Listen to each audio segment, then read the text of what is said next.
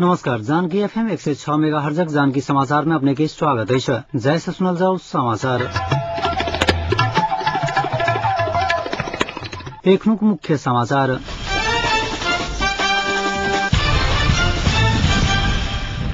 WikiLeaks के संस्थापक अंसाज London से गिरफ्तार। संसद के अधिवेशन तत्काल बजावा। एकीकृत माओवादी मांग के छोड़ दलक से हो समर्थन। वर्षा के कारण तमिलनाडु में कम से कम 30 गोटे के मृत्यु।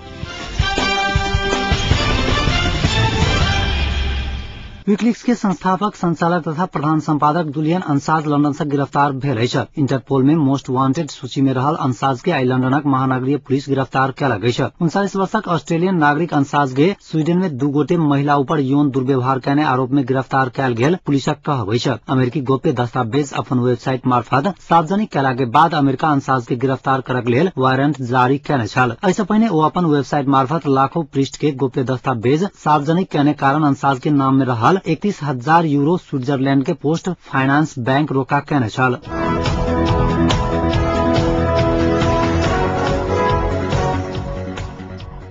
राष्ट्रपति डॉक्टर रामवरण यादव अर्थशास्त्र में नोबेल पुरस्कार विजेता प्राध्यापक एलिनोर ओस्टम बीच आई भेंटघाट भेल अछि। शीतल निवास में भेल भेंट में राष्ट्रपति यादव नेपाल के विषय में केने अध्ययन से नोबेल पुरस्कार पाउने ओस्टम के बधाई देलनि अछि। ओ ओस्टम के अध्ययन आ ओइसे प्रतिपादित सिद्धांत से नेपाल के प्राकृतिक स्रोत आ साधन के विकास में नया मार्गदर्शन आ प्रेरणा प्रदान करबाक बात बतौने राष्ट्रपति के कार्यालय जनौलक अछि। भेंट में ओस्टम नेपाल में स्थानीय स्रोत सबके विकास में स्थानीय समुदाय सबके योगदान के विषय में अनुसंधान क नोबेल पुरस्कार पाउने आ ओहि अनुसंधान के क्रम में नेपाल सरकार आ स्थानीय समुदाय सब पाउने सहयोग के लेल धन्यवाद देने छलैथ।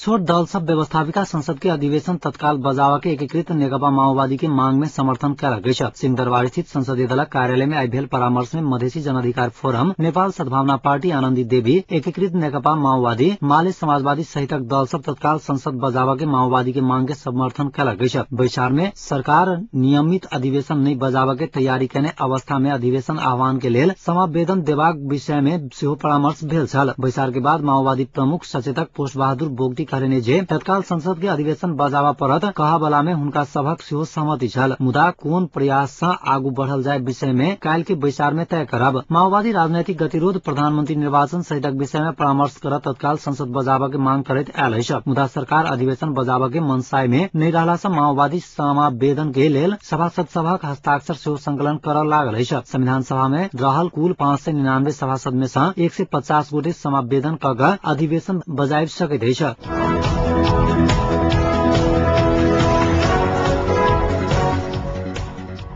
नया संविधान में जनयुद्ध शब्द उल्लेख कर दल सब सहमति भेल अछि। संवैधानिक समिति के प्रतिवेदन के विवादित विषय में सहमति खोजा आई बैसल उच्च स्तरीय कार्यदल के बैसार में नया संविधान के प्रस्तावना में नहीं भ ओकर व्याख्यात्मक टिप्पणी में जनयुद्ध शब्द राख दल सब सहमत भेल अछि। ऐसे आगू माओवादी संविधान के प्रस्तावना में जनयुद्ध लिखब पड़त अडान रखने छल। बैसार के बाद कार्यदलक सहयोगी प्रेम बहादुर सिंह कहलनि जे प्रस्तावना में विभिन्न समय में भेल आंदोलन लिखके आ व्याख्यात्मक टिप्पणी के जनयुद्ध, मधेश आंदोलन सहितक आंदोलन के राखा के बात भेल अछि। मुदा जनयुद्ध के ऐतिहासिक कहल जाय कि माओवादी के जनयुद्ध कहल जाय विषय में सहमति होबन नहीं सकल अछि। माओवादी ऐतिहासिक जनयुद्ध लिखब पड़त अडान लेने अछि त अन्य दल माओवादी जनयुद्ध लिखब पड़त धारणा रखने अछि। कार्य दल के बैसार में प्रस्तावना में बहुलवाद आ आत्मनिर्णय के अधिकार शब्द राखा के या नहीं राखा के विषय में परामर्श हुई तो सहमति होबन नहीं सकल अछि।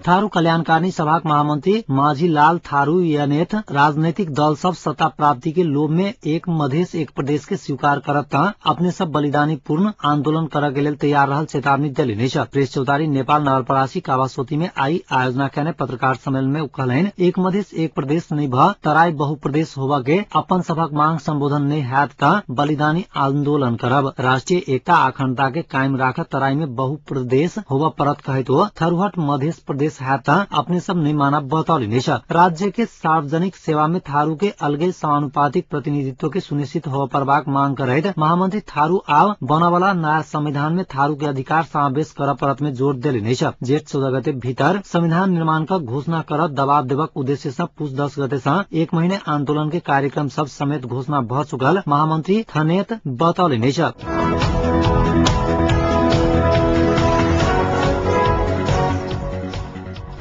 एकीकृत नेकपा माओवादी भारत संघ के संबंध सुधार करके रणनीति में लागल है। अध्यक्ष पुष्पकमल दाहाल प्रचंड माओवादी भारत संघ संबंध सुधार केने जाना चाहने आ ओई के लेल परामर्श के तैयारी में रहल बतौले। प्रचंड माओवादी भारतीय सेना सब संग परामर्श कर संबंध सुधार करब बतौले। माओवादी विस्तारित बैसार के बाद भारत माओवादी प्रति कोन दृष्टिकोण से देख रहा है विषय में अध्यक्ष प्रचंड के जानकारी कराओल गेल छल। प्रचंड अपने भारत भ्रमण कर नेता सब संग परामर्श करबाक सोच में रहल सेहो बतौले।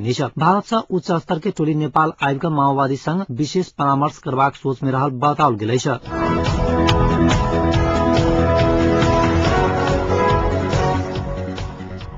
चितवन के कविलासा गाविस 9 ढोडेनी में आई विद्युत ट्रांसफार्मर में आग लगला के बाद गांव भर करेंट प्रवाह भेला से 16 गोटे घायल भेल। घायल में से 4 गोटे के अवस्था गंभीर है। गंभीर घायल सबके इलाजक लेल भरतपुर अस्पताल पठाओल गेल। आरोग्य कविलास स्वास्थ्य चौकी में इलाज भ रहा है। भिनसर 5 बजे एकाएक ट्रांसफार्मर में आग लगला के बाद 5 गाँव के अधिकांश घर में विद्युत प्रवाह भेल छल। करेंट लगला के बाद स्थानीय वासी सब त्रसित भेल है।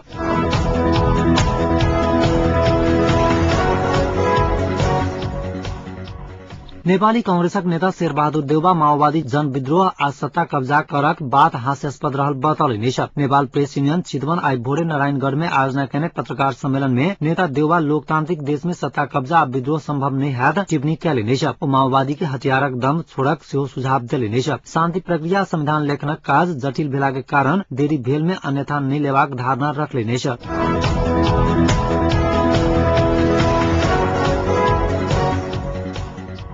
तमिलनाडु में बीतल किछ दिन एम्हर सब भ रहल भारी वर्षा के कारण अखन धरि में कम से कम 30 गोटे के मृत्यु भ चुकल है। विशेषतः वर्षा कारण घर भवन आ बिजली के पोल सब खसला से करेंट लाइका आ पिचा के बेसी के मृत्यु भेल बताओल जा रहा है। भारी वर्षा के कारण कतेको जिला के जनजीवन अस्त व्यस्त अवस्था लोक सबके घर से निकलनाई मुश्किल भ गेल है। चेन्नई, तिरुवल्लुर, कांचीपुरम जेहन कतेको जिला में लगातार भ रहल वर्षा के कारण राहत काज शुरू कयल गेल है आ लोक धरि खाय के सामान पहुंचाबा के कोशिश कयल जा रहा है। एहि बीच सरकार वर्षा प्रभावित क्षेत्र सब में विद्यालय सब में छुट्टी देने कतेको कॉलेज में भ रहल परीक्षा के सेहो रद्द केने है। एम्हर मौसम विज्ञान विभाग राज्य के तटीय इलाका में और वर्षा होबा के चेतावनी देने है। एहि बेर अक्टूबर से अखन धरि बरसात के कारण मरय वाला के संख्या 166 पहुंच चुकल है।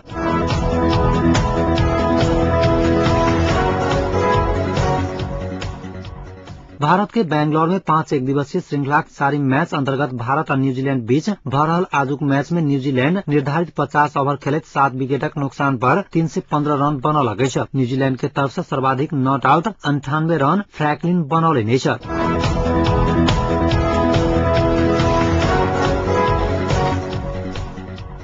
आज जनकपुरक तापक्रम अखन जनकपुरक तापक्रम 25.3 डिग्री सेल्सियस रहल अछि।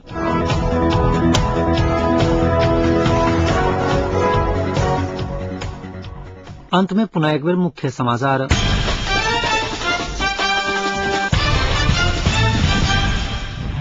विकिलीक्स के संस्थापक आसांज लंदन से गिरफ्तार। संसद के अधिवेशन तत्काल बजावा एकीकृत नेकपा माओवादी मांग के छोड़ दलक सेहो समर्थन आ वर्षा कारण तमिलनाडु में कम से कम 30 गोटे के मृत्यु।